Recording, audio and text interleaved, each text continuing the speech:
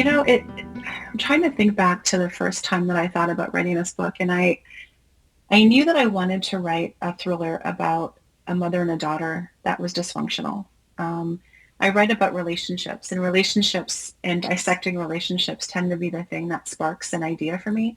And I hadn't touched on that yet. And mother-daughter relationships are complicated. So many of my girlfriends have very specific kinds of relationships with their mom, and I have, a specific relationship with mine. So that was kind of the jumping off point. But then it really cemented for me when I was watching a Netflix documentary called The Trials of Gabriel Fernandez. And I think it's still on Netflix. And it basically is a documentary that looks into the death of a boy who died at 8 years old at the hands of his mother and her boyfriend. And he lived a life of cruelty and abuse. And even though there were adults in his life, like his teacher and social workers who were aware that this was going on, no one was actually able to save him, and he died.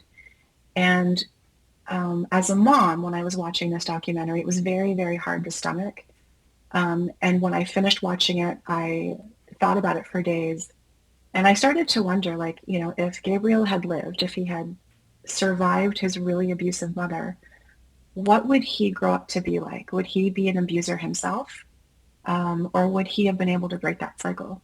And so a lot of what happens in Things We Do in the Dark explores whether or not that cycle of abuse ever gets broken.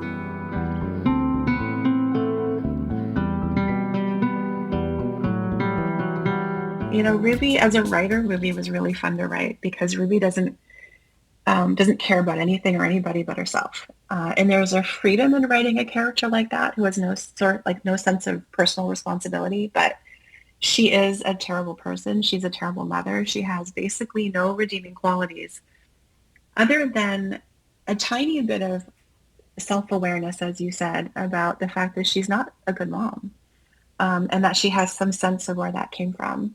And I think she's an interesting character because she did have a bad mother, but she has a sister, and they grew up with the same mom, and her sister isn't like Ruby really at all. Her sister has 3 children. Her sister loves her children.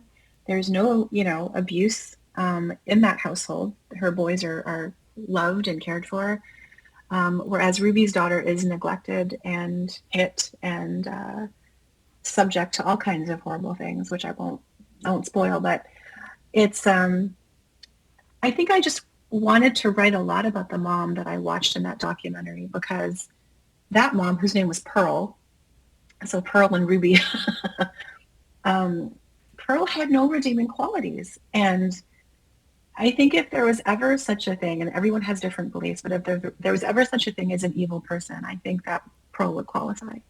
But I feel, and even though they don't go into this at all in the documentary, I feel that Pearl had to have been raised in a similar way. I just don't think she would come out born that way. I think something had to be there, maybe genetically, but there was something that happened as she was being raised. And so I feel like that would be Ruby too, and I think that there's a wild card, right? And so Ruby turned out one way, her sister turned out a different way.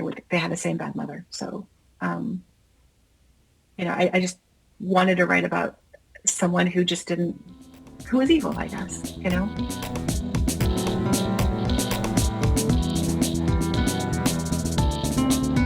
I'd have to go with Joey. Joey is the youngest character that I've ever written. We see Joey at 13, and it felt personal to me. I try not to make my stories too personal, but they come from experience as well. And the way that Joey grew up, she's Filipino. She comes from 1 Filipino parent.